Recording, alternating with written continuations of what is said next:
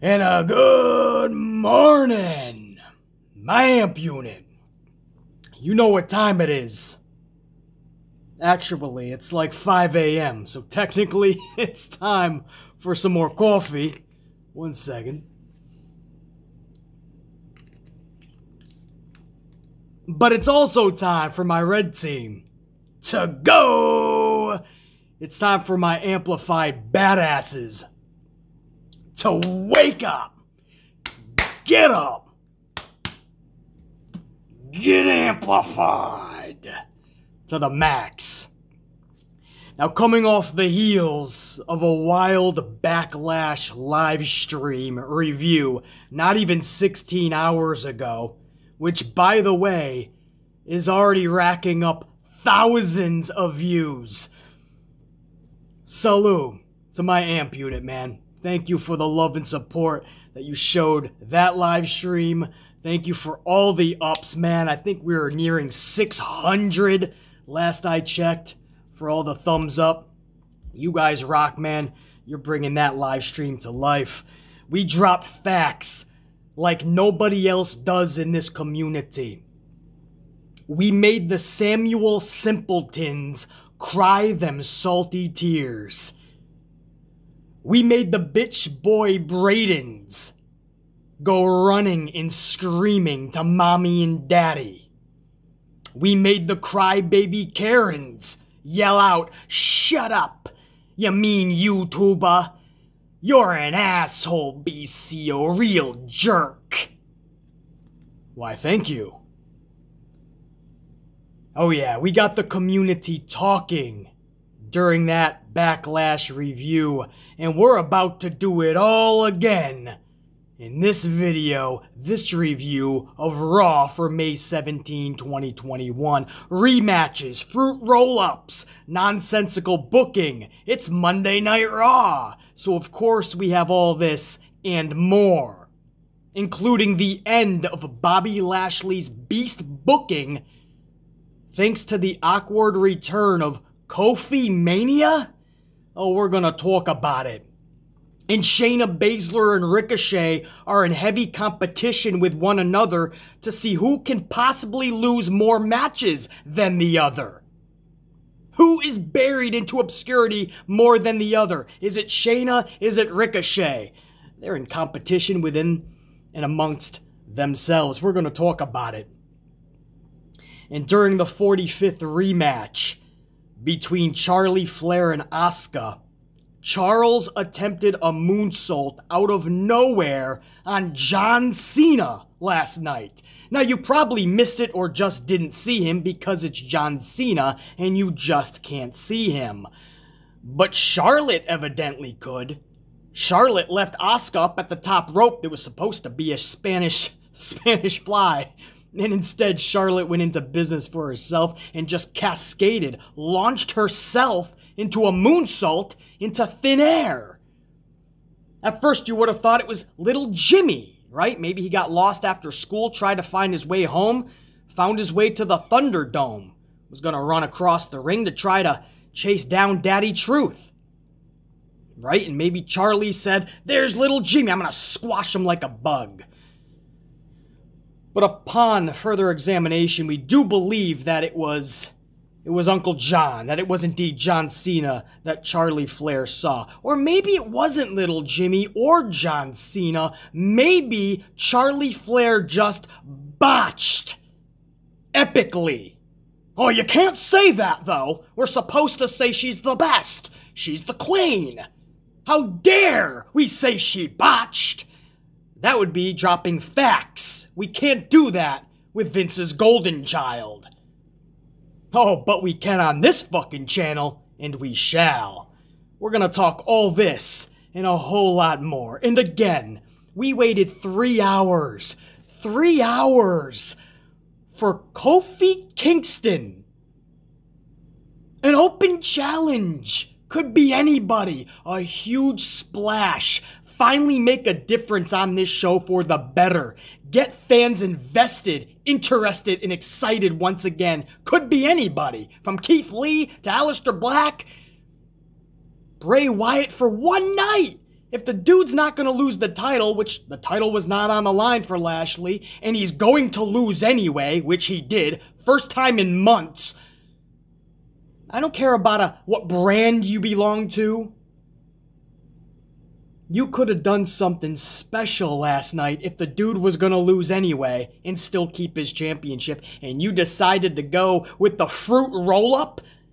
You decided to go with the Kofi? I gotta have more coffee to go over this sumbitch. 5/17/21's Raw review starts right now.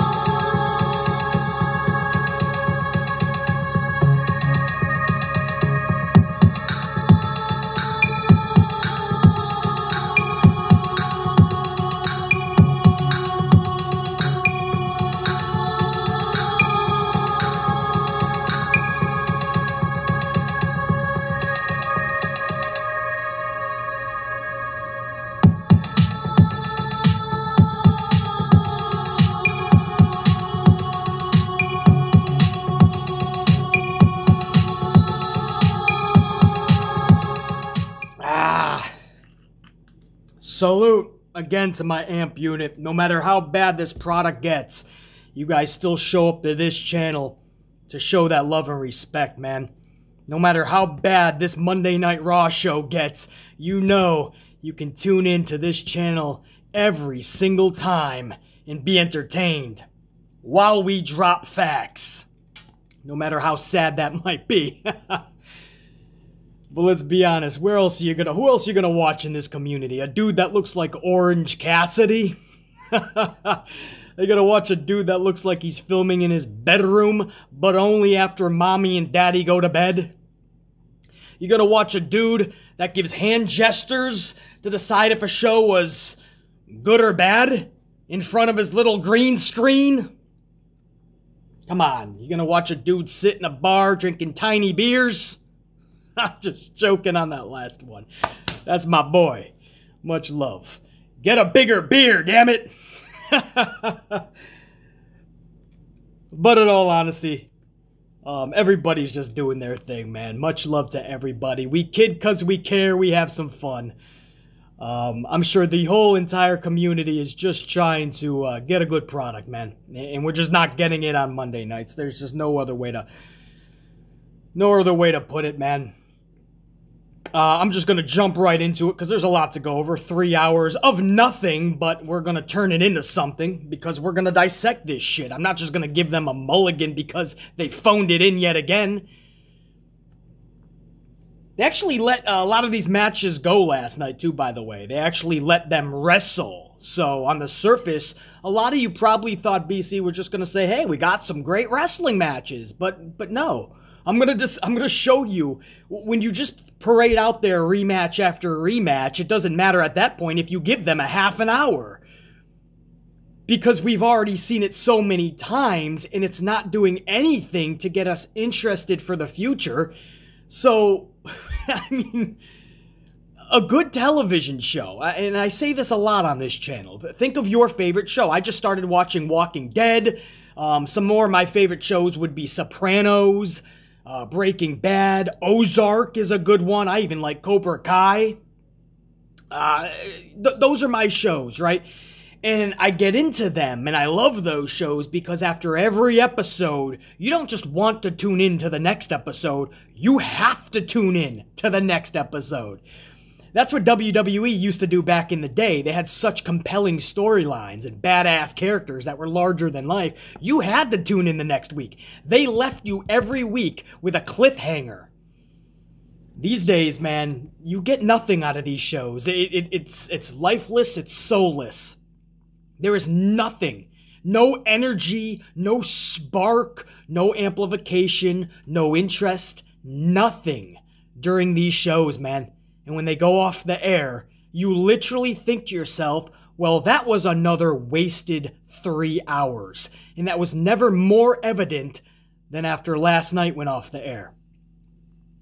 But I'm not going to give this company fucking mulligans because they let wrestlers wrestle.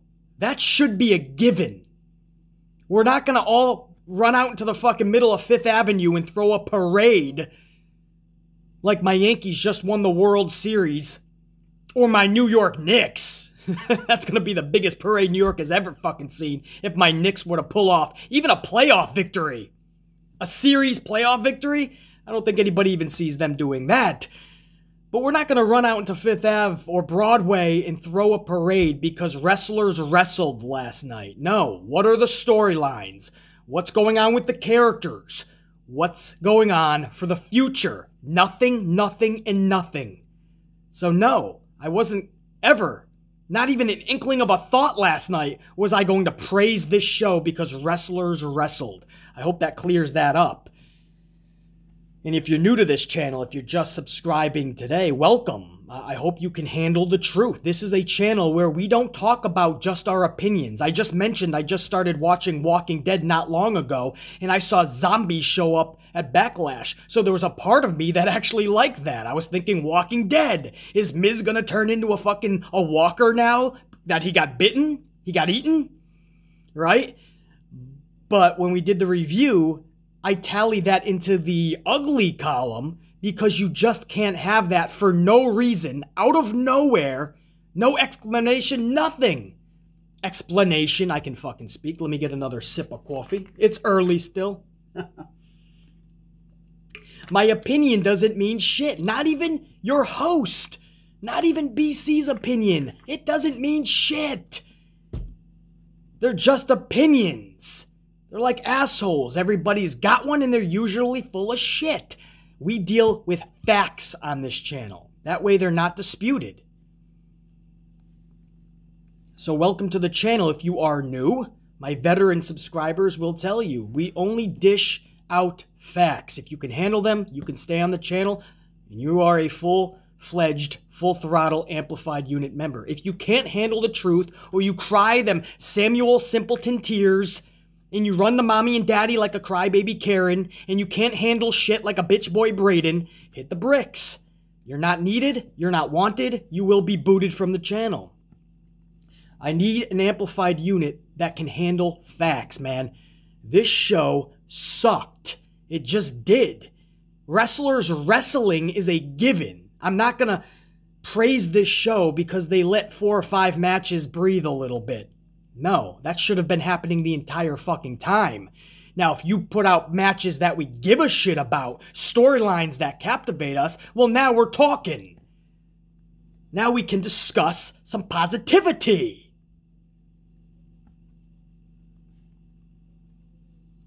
Until then, it's still a show that if you have company over that does not watch the show, you have to give them a disclaimer, a warning, before they sit down to watch the show. If they haven't watched it in years or never watched it, you literally have to say, now just be prepared. You're probably going to be seeing dancing bunnies. You're going to be seeing a ninja running around chasing a title. You're going to be seeing zombies. You're going to be seeing flying pancakes and flying tomatoes. You know, you have to give people a disclaimer, and until they straighten their shit up and run their ship in a good trajectory and not run that ship into an iceberg, then we have to call out all the negatives, which unfortunately is 99+% of this fucking show. So anyway, that's my disclaimer as we start this motherfucker. So let's go, shall we? Bobby Lashley and MVP kicked the show off with some ladies from the Godfather's Ho Train. I thought there were some pretty girls, man. I don't know where they found these ladies. They literally look like they came out of the Godfather's Ho Train. That's no disrespect, but if you remember the Godfather's Ho Train, I would have thought that was that segment. In fact, I think that's probably what Vince was going for. MVP says we're supposed to be partying, but instead we're issuing an open challenge to the roster. Drew McIntyre hits the ring and immediately accepts. MVP says, before you rudely interrupted, I was going to say anybody but Drew McIntyre and Braun Strowman. This pisses off Drew. McIntyre drops Lashley. MVP and Lashley run away. The girls run in all different directions screaming. And that was our opening segment. We go to commercial. Riveting television. And then you see why I cannot praise the show. They're not giving me anything to praise. So you're going to have the WWE cocklickers that are going to go, just find positive, man. It's just a TV show, man. Relax, Beasley. It's a TV show. If you don't like it, don't watch. I wish it was that easy when my Knicks sucked for years. Or the beginning of the season with my fucking Yankees. Or when my Packers, before Brett Favre. Oh man, did we suck. I wish I could just stop watching what I love and what I'm passionate about. But I don't work that way. Sorry, not sorry. Stop watching. What quitters we have in this fucking world. Anyway. This is why we have to call it out like we do, man. You can't start a show without a spark. There was no spark here at all. Now, they left a little dangling carrot, right? The open challenge is what they're going to try to make you stick around for. Who is going to accept Bobby Lashley's open challenge at the end of the night? Now, you could, if you really want to give WWE a little bit of room here, a little bit of wiggle room, a little bit of slack, give them the benefit of the doubt that they're actually going to do something cool, you could start thinking Keith Lee. Right? Hasn't been seen in a while. It's time for this dude to come back and whoop that ass. What a spot. Knowing what we know now, it's a non-title match. It's an open challenge, but not for the fucking title. I didn't even know that when it was first announced. Until the end of the night, when the person we are about to talk about actually accepts the challenge and defeats Bobby Lashley, I didn't even know it was not for the fucking title. Talk about lack of transparency. But knowing what we know now, he was going to... Bobby Lashley, a dude who has not been defeated in months because we've been booking him to be a beast. Beast booking. I love it. And this was all just to lose on a Monday Night Raw? To said superstar? Fuck it, I don't even need the cliffhang. You guys know who it is by now. Kofi Kingston? That's not even shade. We all love Kofi. But Bobby's months with an S, of being undefeated was all just to lose on a Monday Night Raw to Kofi Kingston, not even losing the title. So knowing what we know now, wouldn't that have been a more meaningful impact with somebody like Keith Lee? Or what about Aleister Black? I know he's on SmackDown. There's been some talk of moving him over to Raw because when Zelina Vega comes back, they want her on Raw. This is what we're hearing. But whether he's SmackDown or Raw, it doesn't matter. If it's only one victory, this could be Aleister just showing up to show what he can do. And if it's not for the title, it's no harm, no foul. Bobby was going to lose the match anyway. But he keeps his title. So this would have made Aleister Black look like a beast. He shows up out of nowhere on Raw, defeats their champion, and then shows up on fucking SmackDown. Because there ain't no fucking brand split anyway, let's be honest. Whenever they want to use the, what do they call that shit? The Invitational? You see a superstar show up whenever the fuck they want anyway. Aleister would have been awesome in that spot. So you got a Keith Lee and Aleister. Bray Wyatt, I know he's going through some shit right now, and Vince doesn't know how to fucking book this guy anyway. But you have tarnished this guy yet again at WrestleMania by dropping him with one RKO. And again, I know Bray's going through some shit. But if you want to have him just show up to take a big W over the champion, and then he can go back and deal with his shit. We'll all be supporting him. But what a way to fucking just show up out of nowhere, defeat your fucking champion. It doesn't even have to lead to a fucking story because it would be better than what we're getting now with Kofi defeating Bobby. What is that leading to? Anything we give a fuck about? Are we going to see now Kofi and Bobby Lashley at Hell in a Cell? Does that really interest you and intrigue you? Stop. Stop, man. Or if it does, that's great for you, man. The world is fucking rainbows and fucking chocolate bars, man. Enjoy. You know, My standards for pro wrestling are a lot fucking higher than waiting around for 3 hours to get Kofi Kingston accepting the challenge. That is a spot that if you're gonna have Bobby lose and still keep his title, you could have had somebody that's gonna make a much bigger impact. I mean, this dude is fruit roll-upping and defeating Randy Orton earlier in the night, and then Bobby Lashley. All of a sudden, Kofi Kingston is Hulk Hogan status? Are we reliving Kofi Mania? Is this a fuck you to Daniel Bryan? We don't need the yes movement, man. We have Kofi Mania.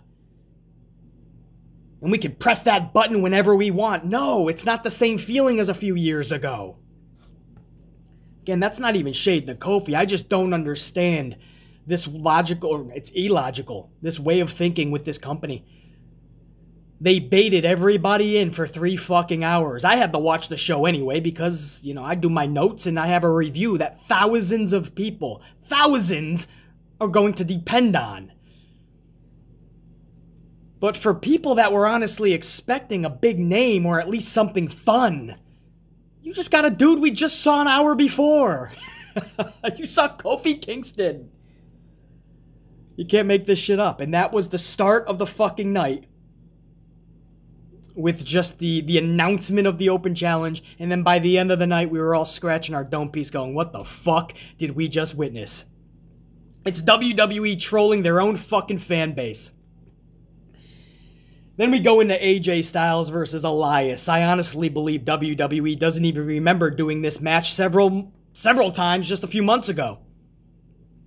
While both were still heels, by the way, too. You guys remember AJ Styles came into Elias's locker room because he said Elias was playing his music too loud. And that set up a multi-week feud, or at least several matches between the two. And again, they were both heels. So how is your audience, especially your casual, supposed to get behind those matches? They got nobody to cheer for. In the matches were not built up to even give a shit about, just because Elias was playing his music too loud. So here we are just a few months later, 2 or 3 months tops. They're still both heels, and we're still getting the same fucking match. This is WWE for you. And I know, I'm supposed to praise this shit. I'm supposed to not take it so seriously, right?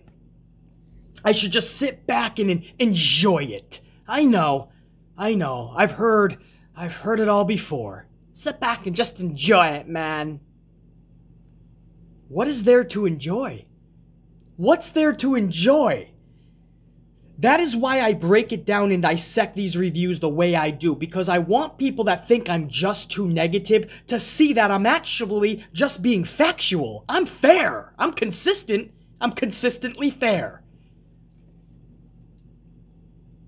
You can call me the bad guy, the mean guy, the asshole, the boogeyman on YouTube. That's fine. I'll be that guy, I'll be that creator, I'll be that YouTuber, I'll be that podcaster, I'll be the bad guy that literally and figuratively wears the black hat. But you will also call me fair, factual. Amplified truth will forever be dropped on this channel. There's nothing to praise. It's Elias and AJ again. But basically, it was a good match. Well, I would hope so. I know the talent that Elias possesses, and AJ Styles still to this day is one of the best wrestlers in the world. We should be getting good wrestling matches all the time. I can see great wrestling matches at the local bingo hall. With the new talent they just signed, Willie Walnuts, who's in a big feud right now with a new stable with Fuckwad Fred, Danny Dipshit Dugenheimer. My local pizza delivery guy Luigi Lugnuts looks like he's heading that stable. And Peacock Paulie is about to make a return.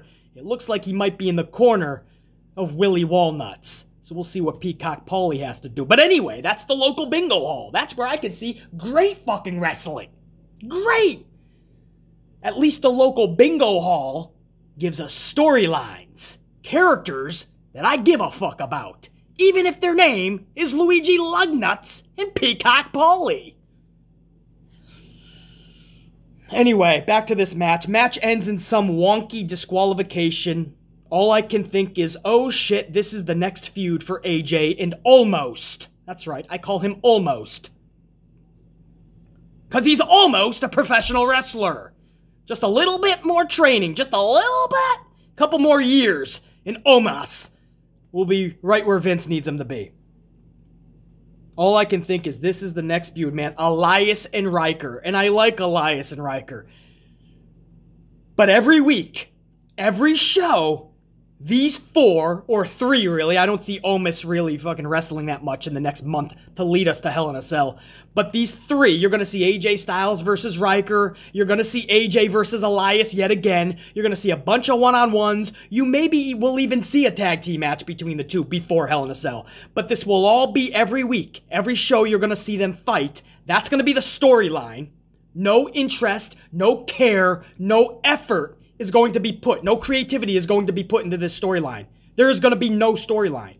The story is going to be just like every other storyline in WWE. The story is going to be they fight every week. So when you get to the pay-per-view, you're not going to give a fuck anymore because you've already seen them fight every week. I hope this makes fucking sense. And we're just going to get this every fucking week now. That's going to be the build. Instead of actually telling a story. And then they get physical at the fucking pay-per-view in a match. That's where they fight. No. Let's just put them in matches every fucking week, every show. That'll get our audience excited. Not so much, Vince. Not so much.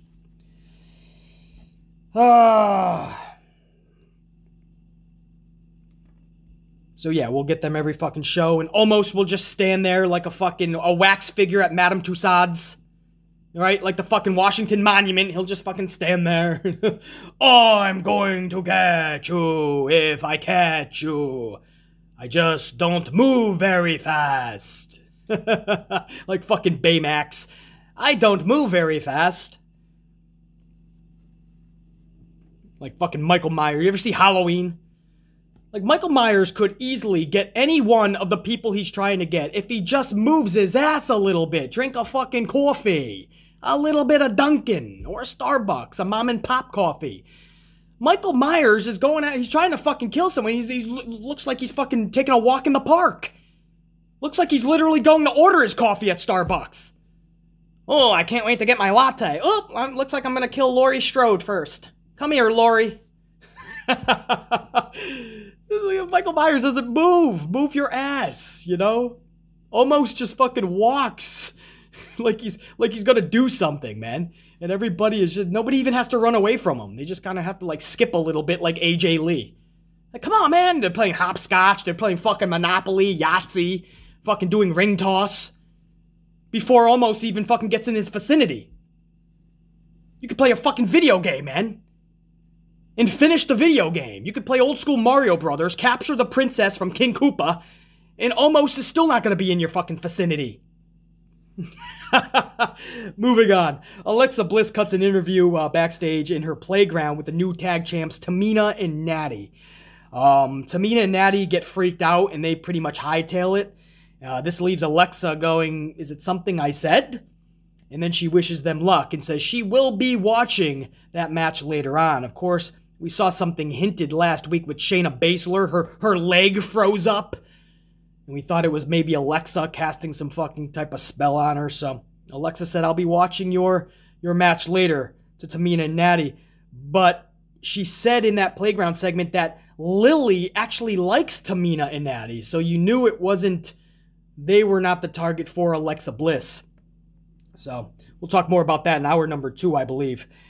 Hour 1 ends with Angel Garza defeating Drew Gulak again in a rematch. There's a shocker. A rematch? On Raw? On WWE television? Nah, stop it.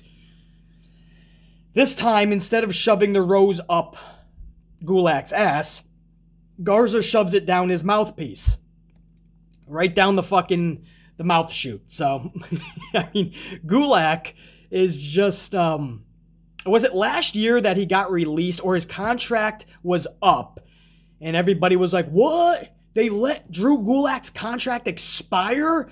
So WWE's like, all right, everybody relax. They brought him back And this is why. A year later, a year of doing nothing since they brought him back, now he's getting a rose shoved up and into any hole he has.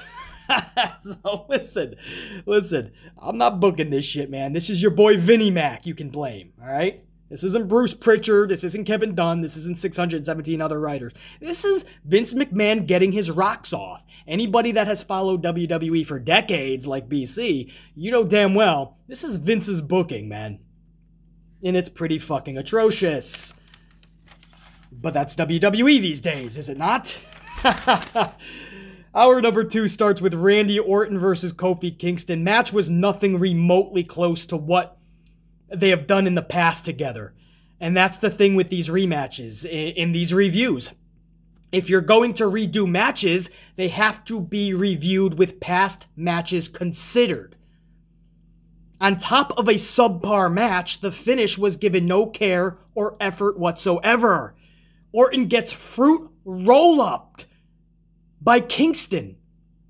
And Randy Orton, the same dude who went to war with Triple H in the past, John Cena, The Undertaker, The Fiend, and he can't kick out of a roll-up? He can't get his shoulder just a little bit off the fucking canvas? Little Kofi? What is Kofi? 210 soaking wet? I don't fucking know. But Randy Orton, a guy who has been to fucking war with the names I just mentioned and so many more, he couldn't kick out of a fruit roll-up. The Fiend had to lose at WrestleMania, yet 1 month later, Orton's playing around with Scooter McGee and getting pinned fruit roll-up style by Kofi Kingston. This booking, bro.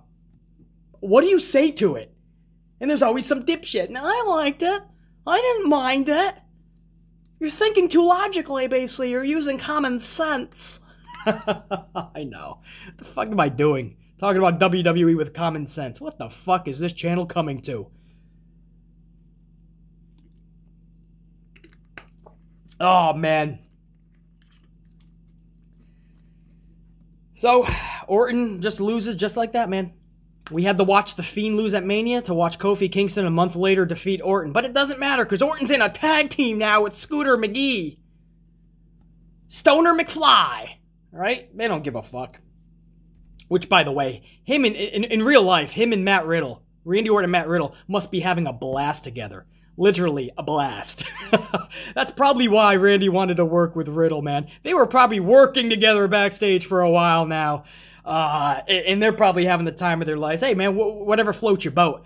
But I know that I don't review their extracurricular activities. I review these shows.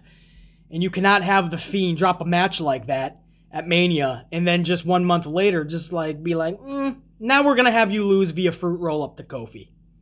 It's, bruh, you can't do that, man. You're ruining everybody in the process. I think it was even worse for Bobby Lashley, which I'll get to in just a little bit in the main event. Next was Natty and Tamina. They defeated Shayna Baszler and Nia Jax in a tag title rematch. We saw something extraordinary Friday night when Jax lost the match and was pinned by Tamina. It wasn't Baszler. Jax lost to her cousin Tamina in that match Friday night. But last night on Raw, all was normal again as Baszler was eating another L after Alexa Bliss pulled some Kane shenanigans and had the blazing fire out of the ring post, which supposedly almost caught Reginald. They said, oh, I think it got Reginald in the face, and when you look at the replay, it was nowhere near Reginald. But we'll play along. And Baszler just took another L. I mean, at this point, Baszler is in contention with Ricochet. Who can eat more L's on TV? Who can look like a bigger jobber? Is it going to be Ricochet or Shayna? Who knows? They're in heavy competition with one another right now. Maybe it's a running gag with Vince McMahon. You know, who can I make look like a fucking chump more than the other this week? So Baszler was distracted, I guess, by this fire from Alexa, and she was taken the fuck out. So it's official. It was teased last week and confirmed last night. Baszler is Alexa's first run-through. It's great to see Alexa rocking again, or at least soon she will be, back in that ring. Finally. But on the flip side, it sucks to see Shayna booked like this. I have preached this for so many videos, so many weeks, so many months, so I'm not going to harp on it yet again. You guys know how I feel about this whole Shayna Baszler booking. We saw it again rear its ugly fucking head last night. Baszler, flat on her back looking up at the fucking lights. Buried is a term that gets used way too often in pro wrestling with fans that try to act like they're smart. But this is beyond buried, brah. I mean, for Shayna to come back to life, they're gonna have to, like, reinvent the wheel, man.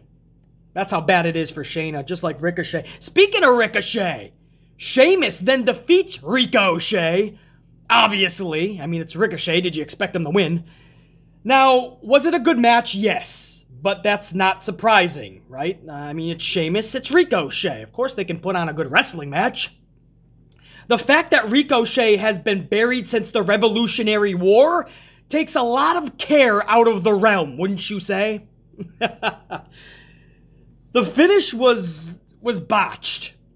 Ricochet was supposed to get a bro kick off of a springboard, but it was more of a knee. So Ricochet panicked and kicked out of it, thinking we can do better. I applaud that kid, but I think the ref and Vince just wanted this shit to go home. So the ref counts to 3, but Ricochet accidentally kicks out, or purposely kicks out. Vince is yelling at the ref in the ref's earpiece. You can visually see this on the replay. The ref he's got his hand on the black box. He's speaking to Vince through his mic. Vince is not happy because Vince knew the planned finish, and he was like, "What the fuck was that? What was that?" You could just tell what he was saying in the earpiece. What was that, kid? What the fuck? What the hell was that? Damn it, referee dipshit. And you could see the ref, man, he can't help but laugh. I mean, the ref is getting screamed at by Vince, and he's got this look on his face like, we're all fucked when we get to the back. When I get to the back, when you, Rico, when you, we're all fucked. You're fucked. So the ref can't help but fucking laugh at this botch as Vince is yelling in his ear. Again, it's obvious Vince knew what the finish was, and he wasn't happy that it was fucked up. Sheamus then immediately hits a bro kick that was, I believe, originally supposed to be hit on the springboard. Sheamus ends it immediately after that, and the match is over. So this was a botched finish by a long shot. This was a big botch that I'm pretty sure everyone got yelled at afterwards. Sheamus continues to look like a fucking beast, though. Ricochet looked good again, but okay. It's Ricochet. We know he can wrestle, but once he gets on the mic, man, that's where you start to see the holes in his game. And if Vince isn't going to give you the time of day at all, bro, you are more than buried. You can join Shayna Baszler. Sad. I know. I don't like it. It's the truth. You get a sip of coffee. We'll get rocking again for hour number 3. Oh, this is a fucking doozy this hour. Wait till we go over this shit. Alright, so hour number 3 begins with another fucking match between Asuka and Charlie Flair, man. 45 times I think we have seen this fucking match. How many times are they gonna do this match? One just doesn't know. It has reached pathetic levels.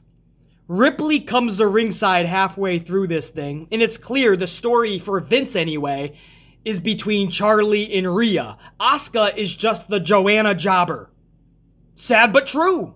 However, for one night, last night, Joanna jobber Asuka defeated Charlie Flair via the awe-inspiring, ultra-devastating fruit roll-up. Last night was filled with roll-ups, man. We already went over the Kofi Kingston roll-up over Randy Orton. I skipped this, but Ninja Tozawa rolled up R-Truth to become a new 24/7 champion. So that's a couple of roll-ups right there. This was a a roll-up finish here. Asuka over Charlie. I'm not going to harp on it too much because at least Asuka fucking won this thing. I literally yelled at the TV afterwards. I'm like, just run! Take it before they take it away from you! Like, did Vince fuck up? Just run! Take the victory. Take the W and fucking run. Leave the Thunderdome so they can't take that from you. So there was a roll-up. The end of the night in the main event was a roll-up. I mean, good luck, JR9 Gaming, man. It was roll-up city last night, man. Fuck Suplex City. This was roll-up city. But again, Asuka took this W. Charlie was a mess in this thing, man. Her boobs kept popping out. And the USA Network had to keep cutting to a black screen. And then when it came back, you see her, she had to kind of lift up. So, the puppies, as Jerry Lawler would say, man. They kept wanting to come out. But at one point, Charlie and Asuka were up at the top rope. Charles was supposed to attempt a Spanish fly of sorts. She's done this before with Asuka, where she kind of takes the arm of Asuka and they just do this a moonsault. Charlotte does the moonsault and fucking Asuka just does the flip, and it's a version of a Spanish fly. So that's what they were supposed to attempt, but Charlie just moonsaulted thin air, man.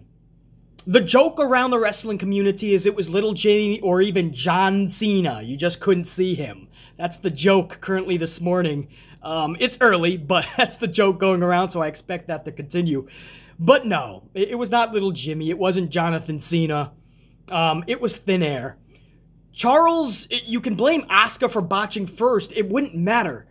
Charlotte literally just got set. You saw her just get set and cascade herself. She didn't even look or even think about doing anything with Asuka. So even if Asuka's timing was off or anything, Charlotte literally just did a moonsault without even making it seem like she was trying to do something with Asuka. This is an unacceptable botch. Botches happen in pro wrestling, that's fine. You cannot just do a moonsault onto the canvas. That looks like you're training to be a pro wrestler and they have you do leaps off the top rope to like a big dummy pad. That's what it looked like. Asuka's on the top rope on the fucking post, and Charlotte, instead of doing anything to Asuka, just did a fucking moonsault. I couldn't believe what I was fucking witnessing, man. I couldn't. That's one of those botches where you just go, man, professional wrestling. How do you explain it to somebody who is just watching for the first time? I mean, how do you do it? How do you fucking do it? You know, you want to enter the realm of the wrestling world, and you just see somebody just moonsault thin air. She has Asuka, and then she just says, check you later. I'm going to do something cool for my own pleasure. She does a fucking moonsault, bro, to nobody. It wasn't even, she wasn't even connected to Asuka. I saw some people already trying to spin it. Well, if you look at Asuka's left hand, she kind of pushed Charlotte into a moonsault. No, she never did. There was no connection. Charlotte literally got set way too long, too, by the way. You literally see her cascade, and it was just, this was a bad botch. You're not supposed to say that, though, because she's the queen. She's Vince's golden child, and you're never supposed to speak bad. Unless you're on this fucking channel, I don't give a flying fuck. You're gonna get the fucking truth, you're gonna deal with it, and that's how we gonna rock. You want to claim somebody is so damn great, yet time after time, she does ridiculous shit and botches to unacceptable measures and levels. Not acceptable, not on this review, not gonna happen, man. I couldn't believe that shit. I couldn't believe that. Poor Asuka. She had the same look that a couple months ago at least, when Matt Riddle left her hanging during a promo. Matt Riddle forgot what his lines were, and he clammed up, and he just left Asuka. And Asuka's like, what do I do? And you see the producer waving her to just keep walking. She had this look like, what the fuck? She watched Charlotte just do a fucking moonsault onto nothing. And she was like, what do I do now? I tell you, bruh, you can't make this shit up. And this is just going to lead eventually. I don't know if they give... If Asuka and Rhea Ripley have to take on each other again at Hell in a Cell, no thanks, because I know what this leads to. Asuka is just going to lose to Rhea. And they're just not quite ready to have Charlie Flair take the belt from Rhea, because that's what's eventually going to happen. If you think Asuka's taking the title, you're giving McMahon way too much credit. I wish. She should be the fucking champion right now. She's the best out of the three. But that's not how Vince conducts business, and that's not how he thinks. He wants that golden child to take that championship for a fucking what now? 15th time within 5 years-ish, give or take a year? 15 times almost. That's not good if you're losing a title 15 times in 5 years. But Vince wants that record broken from her father, who currently holds it, with John Cena, right? John Cena's right around there, too. So it looks like, I don't know now, with Asuka winning, now she gets another crack at Rhea, but this is just going to be another L, just to lead us to Charlie. I hope this makes sense, man, and that's why I don't know, man. I'd rather see Asuka, if you're just going to have her lose to Rhea again, just put Asuka into a badass storyline. Make her look fucking like the legit badass that she is.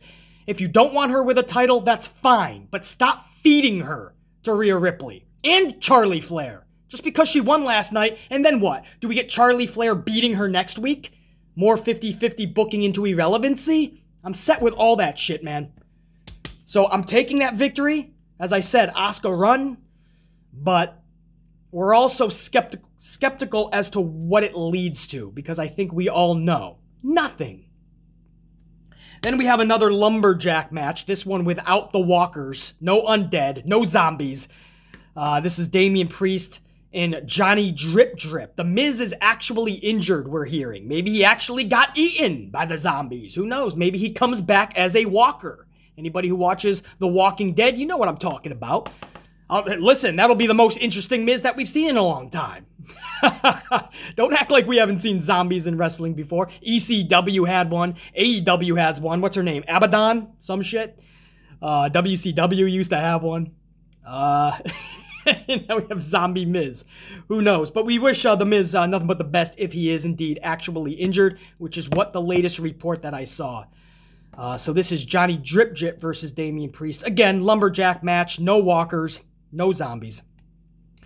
You gotta love Damian Priest's entrance bio. You know, when they have the little bio and it says their hometown. For instance, Damian Priest, Brooklyn, New York.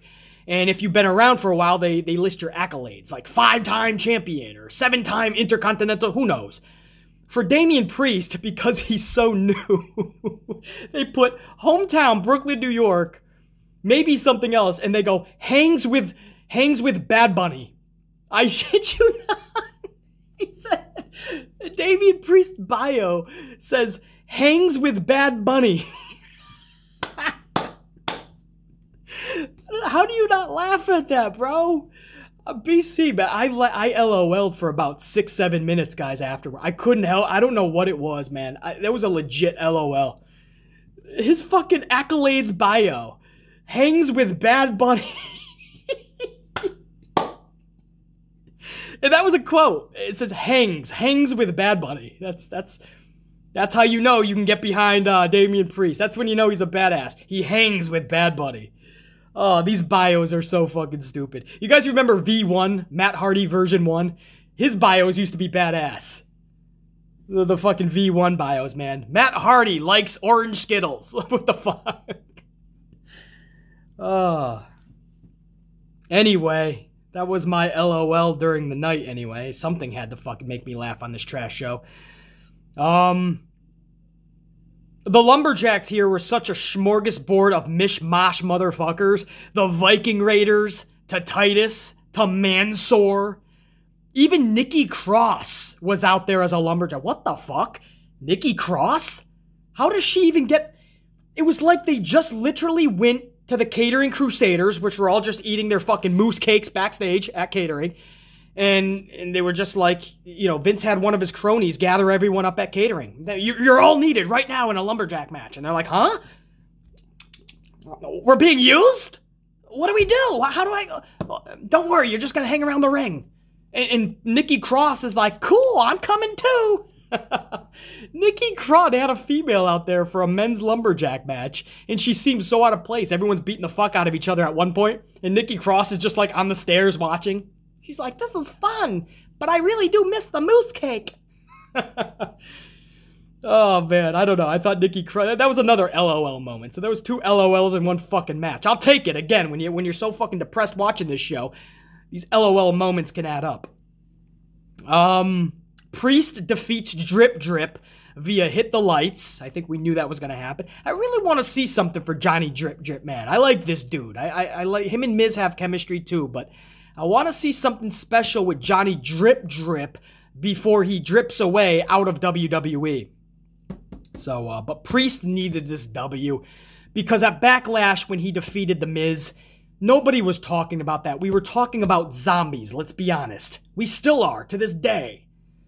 Priest needed that, but in the future I do want to see Drip Drip get some recognition, man. He deserves it. Still such a great wrestler too, and his promos are actually solid. Dude's a funny dude, man. So he can definitely hold and carry a storyline if called upon. Anyway, main event. Let's get a swig before we go into this trash. The main event was Bobby Lashley's open challenge. Kofi Kingston accepts this bitch. So we waited 3 hours. Now, again, if you follow WWE for so long, you know Vince is actually not going to parade somebody out there we give a fuck about or is going to raise our interest. But we were hoping something was planned, right? Something meaningful to get us at least caring to next week. I'm not even asking to move mountains and care to Hell in a Cell. Just make us care about even next week. Nothing. Kofi Kingston is the one that answers the challenge. A dude who was just wrestling an hour before. Fruit roll-upping Randy Orton. We waited 3 hours for that jaw-dropping reveal. That would be an LOL moment if it wasn't so damn sad and tragic. Kofi actually pins and defeats Bobby Lashley via the awe-inspiring, ultra-devastating fruit roll-up. Your WWE Champion, 6'3", 273 pounds, couldn't kick out of a fruit roll-up. He couldn't just get his shoulder just a little bit off the mat, off the canvas. Couldn't do it. Kofi's just too big. He's got the size. Kofi's got the size over Bobby Lashley, evidently. And he held him down. Maybe even got a little finger on the tights. Who knows? Bobby couldn't kick out of that, man. You can take 7 pedigrees, 10 tombstones, 27 super kicks, get trapped in the sharpshooter for 21 minutes, and then get dropped on your dome piece with a Jake the Snake DDT, and you'll kick out. But if you get hit with the ultra-devastating, awe-inspiring fruit roll-up, you ain't kicking out of that, bitch. Andre the Giant isn't kicking out of that. This fucking roll-up. I can't stand it. It was 4 or 5 times last night. I'm sure JR9 Gaming will tell us exactly, but this was 4 or 5 fruit roll-ups in one show. Kofi Kingston defeats Randy Orton and Bobby Lashley in the same night, both by the devastating roll-up. Are we bringing back Kofi Mania? Because it's going to be force-fed, just like you tried to bring back the Yes movement at WrestleMania this year, and it failed, fell flat on its face. We like Kofi. Kofi Mania's done. Beating people like Randy Orton and Bobby Lashley in one night? For what? For a dude in a tag team? This could have been much more impactful. You just had your WWE Champion lose. After months of being unbeatable, beast booking, another victory in a triple threat at Backlash on a pay-per-view just Sunday night. All of that was to lose on Monday Night Raw to Kofi Kingston. Are you not understanding how fucking ridiculous this is? I can't fucking even with this type of booking. And it's the whole show. I can't even say it's just this one story. It's not even a fucking story. What am I saying? There is no fucking story. On this whole show, there's no story. There's no larger-than-life characters. There is fucking nothing. But I'm a bad man. I speak so negatively, man. Just watch it. You're an asshole. Fuck off, man. I'm trying to change pro wrestling for the better. If you can't hang, hit the fucking bricks or I'll fucking boot you. into the bricks. But we need to change this shit for the better. We need to speak out and loudly, because this is unacceptable, man. That's how you booked Bobby Lashley? I'm not understanding. It's not made to be understood. Vince McMahon is so irrational these days. To say out of touch is an understatement. This guy is erratic. It's embarrassing. It's a circus sideshow. But it's downright pathetic. This makes zero sense. Lashley's B status booking is ended by Kofi, and that's how we end the show. And poor Bobby's like, yeah, you look at the guy. He knows this was bogus. He's looking at Kofi and he just knows it. So he hoists up his championship like, yeah, well, I still have this, even though I just got beat like a bitch. But I still have the gold. You know the ref told him to hold it up. Bobby's like, dude, I look like an idiot now. And that's the thing with Vince. He makes his wrestlers look like fools.